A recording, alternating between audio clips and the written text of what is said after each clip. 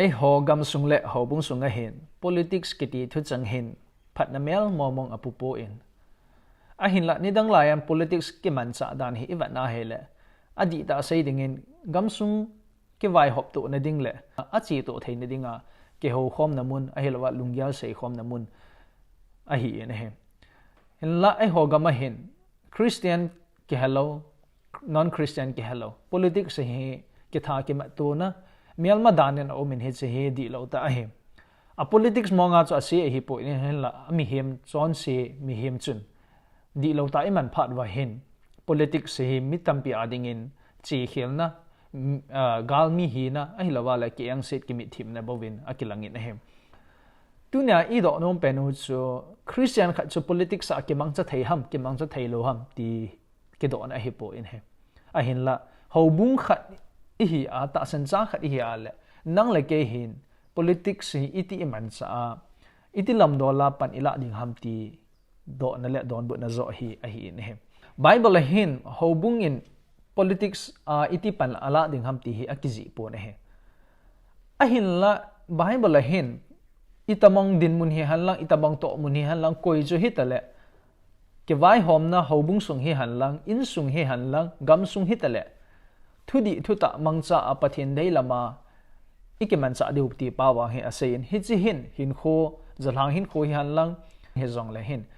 thuta thudi a ke vai hom na pa hi pathin lung dei hi ti pa zong hi sei do no mo ve ne hem za cho political affairs ke ti ho hi van noi ke vai hom na to ke zuya angai kho khat nang le ke zong pan ila te ding din mun khat a hi ji a hin nang le ke hi mo se politics ki ti cho ase hi in ke ta san cha Christian ka hi in ke Bible sim ka hi in langa vanoi le sa so ta han ti na ding a hi thei po ne hem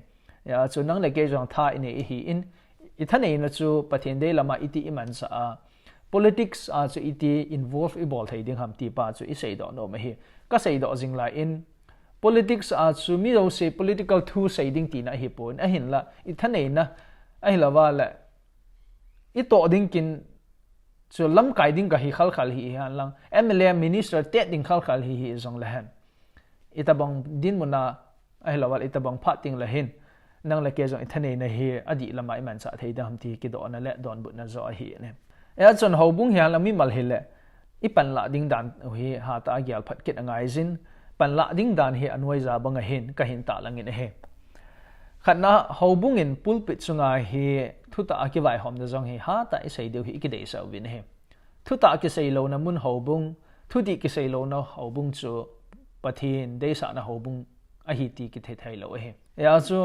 nang la ke in thudi thuta I manga hela wa nu mi pi na hong sei ding a hi po ni he ho bung ki ti hi thuta thudi sei do na mun dam na mun hin na mun a hi ti zong I het deu I ki dei sa win he pathin nang ma de hi han iti ahin la election ni kho hong hi tinga vote ha ni kho hong hi ting la sum dei man ai lo al gu cha la cha hunama ithane na ga ki zo do cho pathin dei hi lo he koi amle hi han la minister han la EP hitala thudi thuta iman cha pau chu ho bung pan la na hiding a he ho bung in amle minister khatinga hung ding do khat chu iti I khol chi lawa iti ama chu ito sa diu ham ti hi do ki do dia kulta le thupi ta kha hi ne he MLA ta po chu so ding a hi pu in I phung chan pi ho bung chan pi MLA a hi ja chu gamo so ding zong cha hi pu ne aji chu tu na I ki hlan do pau chun kum tam pi inam sungule mi mal hin khuwa ana to athil bol chun I to ha du a hi ja hin ha ta ching thei ta I ki hlan wa pathin thu pathin lunglam gyal puma hi I ki hlan do David ki dei sa win he wa sa na MLA ding khat minister ding khat adi a Christian ho bung khat to so thei ding chu itabang mi hi ding ham dial ama chun ichana thuta achaya ichana ho bung angai lu na ichana ho bung sunga chu pan ala ichana hop so mai champi lama chu kita ata pangjing ham ti ho bang hi ki do jing ding angai jin ehem ho in zong kai kha be lo amin mai ja hong kaya election kon le ho bung he nga taw na hin nge mai ho chu pathin dei sa mo amin mai ja ki bola hi in he chu di lo ta chu le Christian hi han lang EP chu non Christian he tale politics chung chang ahung hi tinga la hen ki dar hin lo ding a he thilpha ideya le thilpha lama chu thanei na chu manding a hi ti pa jang i ki sei pi no me he ka sei pen chu mi zo se politics thu sei ding tin a hi po in mi zo se political leaders hi ding tin a hi po in a hin la e ma chang wala i thane na pau chu in se khom wa in je khom wa thu di thu ta mang cha a